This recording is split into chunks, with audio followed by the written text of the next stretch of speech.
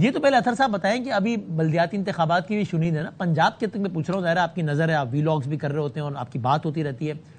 ایک تو جو مطلب ظاہر ہے ریاست اور میں انورٹڈ کاماز میں کہہ رہا ہوں ریاست اور پی ٹی آئی کا تعلق ظاہر ہے اس وقت بالکل بھی آئیڈیل نہیں ہے پچھلے کچھ عرصوں سے، اور وہ پھر وہ تو انتخابات کے حوالے سے پی ٹی آئی کے لیے اس لحاظ سے تو حالات سازگار نہیں ہیں، وہ تو ایک پہلو ہے ہی اپنی جگہ.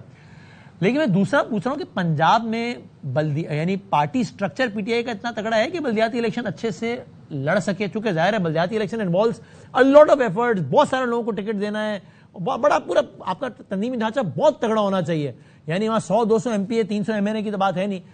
تو وہ پی ٹی آئی کی تنظیمی قابلیت پنجاب میں ہے کہ بلدیاتی الیکشن اچھا لڑ سکے؟ باقی عوامل جو ان کے خلاف ہے وہ تو ہے ہی، میں اس کو نہیں مائنس کر رہا. دیکھیں اس وقت تو جو ان کی پوزیشن ہے وہ کم از کم اس سے تو 1000 درجے بہتر ہے جو 2024 میں ان کی پوزیشن تھی، جہاں پہ ان کے کینڈیڈیٹس کے ساتھ جو کچھ ہو رہا تھا وہ اس کے سب کے سامنے ہے، ان کے پاس انتخابی نشان بھی نہیں تھا. تو میرے خیال میں لوکل سطح پہ جو الیکشنز ہوتے ہیں اس میں لوکل پالیٹکس بھی انوالو ہوتی ہے، لوکل ایشوز بھی انوالو ہوتے ہیں. اگر وہاں پہ نون لیگ اتنا بہترین کام کر رہی ہے تو پارٹی کی بنیادوں پہ الیکشنز کروا لیں وہاں پہ اور دیکھ لیں. ابھی تو کچھ خبر اس طرح آ رہی ہے کوئی نئی حلقہ بندیاں وغیرہ بھی ہونی ہے، لیکن پنجاب کی حکومت کے حوالے سے جو ریزرویشنز شو کی جا رہی ہیں وہ صرف محسن بیگ صاحب نہیں کہہ رہے. Human rights commission of Pakistan نے کہا کہ فروری کے مہینے سے لے کے اب تک آپ نے 500 مبینہ پولیس مقابلے کیے، اس میں 670 بندہ مار دیا، کبھی ادھر کسی کے گولی چل جاتی ہے، کبھی ادھر اس کے گولی چل جاتی ہے. یہ کون سی گڈ گورننس ہے؟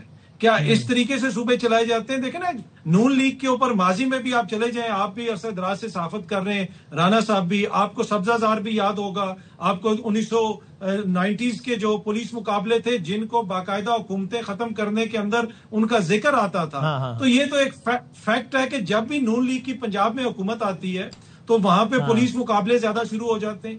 اور ایک دفعہ پھر اور اسی چیز کے اوپر تحفظات کا اظہار بھی کیا جا رہا ہے، اور محسن بیگ صاحب بھی غالباً اسی حوالے سے بات کر رہے تھے. وہ یہ بھی کہہ رہے ہیں کہ اس طرح کی چیزوں کی وجہ سے سسٹم بھی زیادہ خوش نہیں ہے پی ایم ایل این سے، جبکہ رانا صاحب کہتے ہیں کہ نہیں، بہرحال جو بھی ہے لارجلی کوئی اختلاف نہیں ہے بڑا سسٹم اور پی ایم ایل این کی پنجاب گورنمنٹ کا.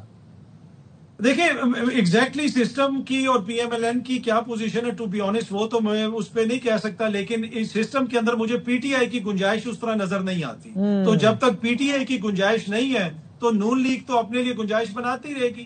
جہاں تک ترقی کا تعلق ہے، کسان کی گندم آپ نے خریدی نہیں، اب آپ نے گندم کی قیمت مقرر کر دی ہے. اور میڈیا بھی آپ دیکھیں نا وسیم بھائی، صبح سے شام تک ہم ایل این جی مہنگائی کرتے تھے، آج 700 روپے کا ٹماٹر لے کے ہم جو ہے سسٹم کی اور سوائل آفریدی کی باتیں کرتے ہیں، لیکن اس کے اوپر زیادہ باتیں نہیں کرتے. تو مسئلہ یہ ہے نا کہ جتنی ترقی ہوئی ہے اور جتنی چیزیں بہتر ہوئی ہیں وہ پوری قوم کے سامنے، اور جو 700 روپے کا ٹماٹر لے رہا ہے ووٹ اس نے جا کے ڈالنا ہے، سسٹم نے نہیں ڈالنا، تو پھر وہ اسی کے مطابق ووٹ ڈالے گا.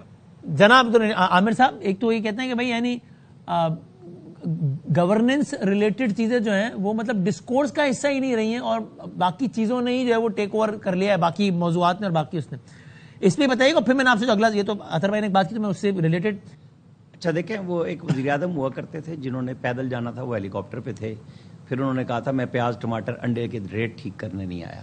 تو یہ تو گورننس کا ایشو ہی نہیں ہے، اس پہ تو بات ہی نہیں کرنی چاہیے. جب لوگوں کے لیڈر یہ بات کر رہے ہوں کہ میں کوئی اس لیے وزیر اعظم بنا ہوں، ہاں یہاں لوگوں کا ایشو ہے جو ریئل ایشو ہے، اور مریم نواز اس کے اوپر بات کرتی ہیں، لیکن سیلاب کوئی گھر سے تو نہیں لے کے آئے.